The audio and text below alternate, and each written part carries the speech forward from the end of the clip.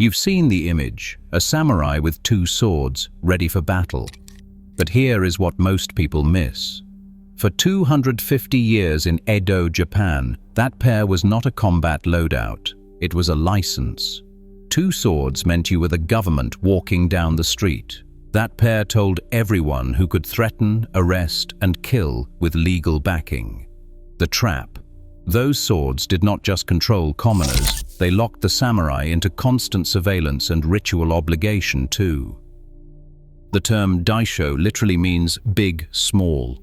It refers to a specific pairing, the katana, the longer sword worn edge up through the sash, and the wakizashi, its shorter companion. This was not a random blade combination. In the Edo period, this matched set became the mandatory uniform of the samurai class. The legal definition was strict.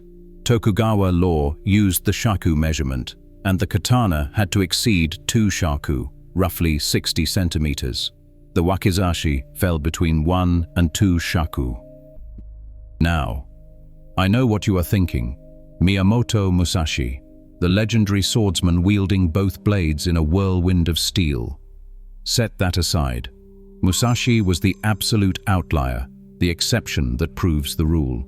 His Niten Ichi Ryu school taught dual wielding as a specific discipline. It was not standard practice. For 99% of samurai, the daisho was a toolkit, a long sword outdoors, a short sword indoors. You almost never used them together.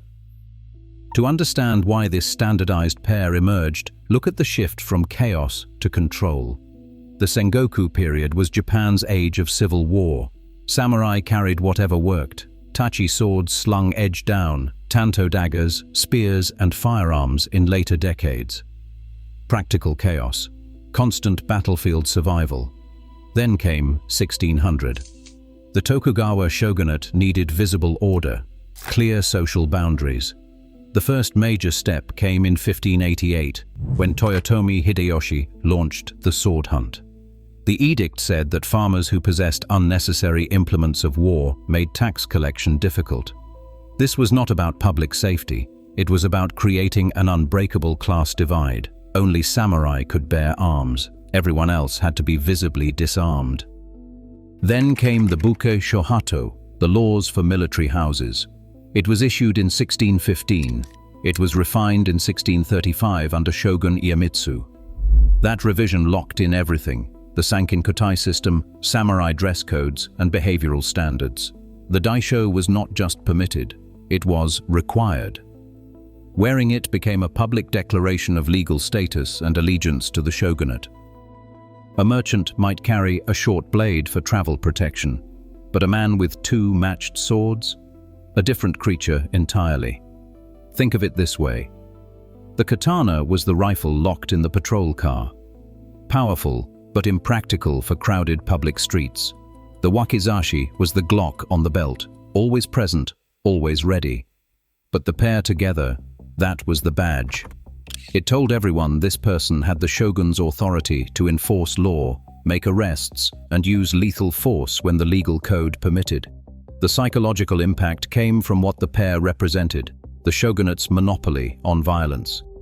A commoner with a single short blade might be a traveler protecting his goods.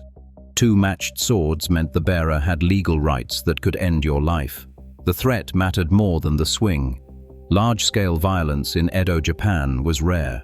The system depended on the possibility of force, not its constant application. This becomes clearest during travel. The Sankin-Kotai system forced daimyo to alternate residence between their domains and Edo. Samurai moved through dozens of checkpoints. At these sekisho, commoners were searched and disarmed. Samurai passed through wearing their daisho. The swords functioned as a passport, a visual confirmation of status. The guards did not test the blades, they read the uniform. Then there's indoor reality. When a samurai entered a castle or lord's mansion, etiquette demanded he remove his katana.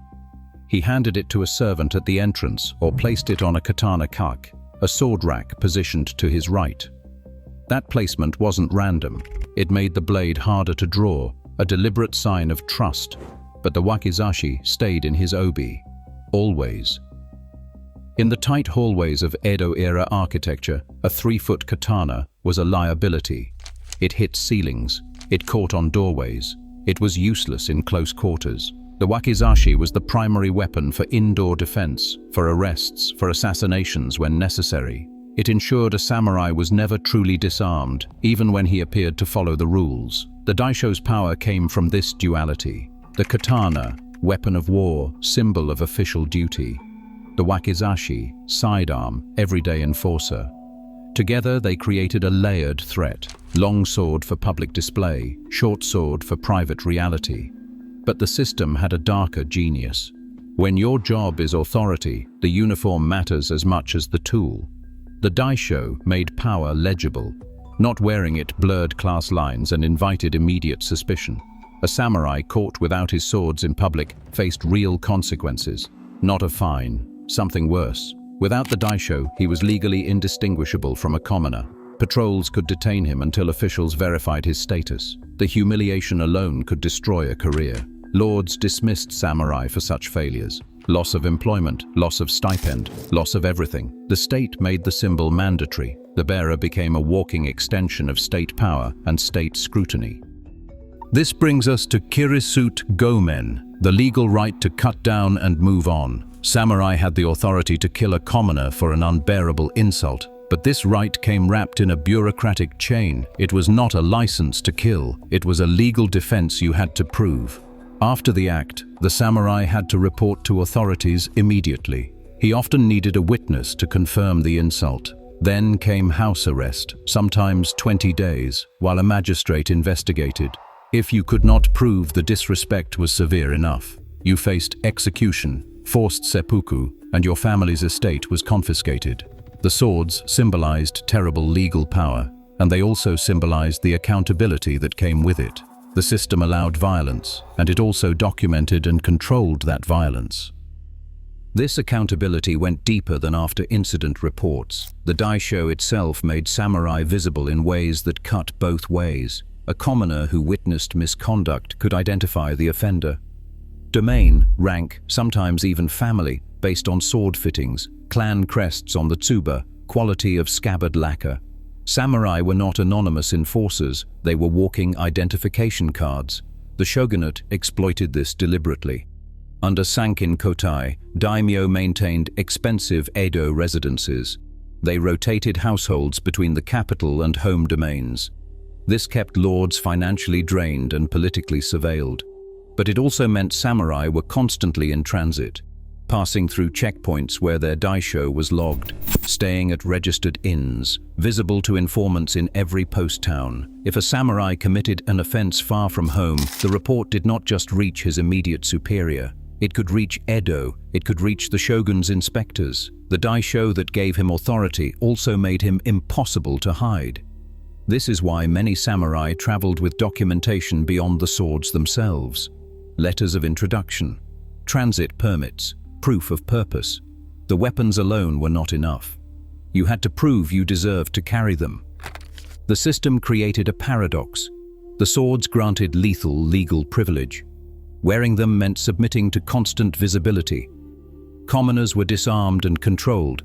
Samurai were armed and controlled differently, through obligation, documentation, and the ever-present knowledge that the symbol they carried also marked them for scrutiny. The wakizashi's role in seppuku drives this home. If a samurai failed in duty or broke the law, the short sword was the tool for ritual suicide. The long sword killed others. The short sword took responsibility. This was not a footnote to samurai culture. It was central to the entire ethos.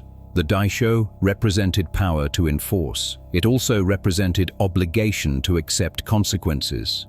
Samurai were not just warriors. They were administrators, judges, tax collectors.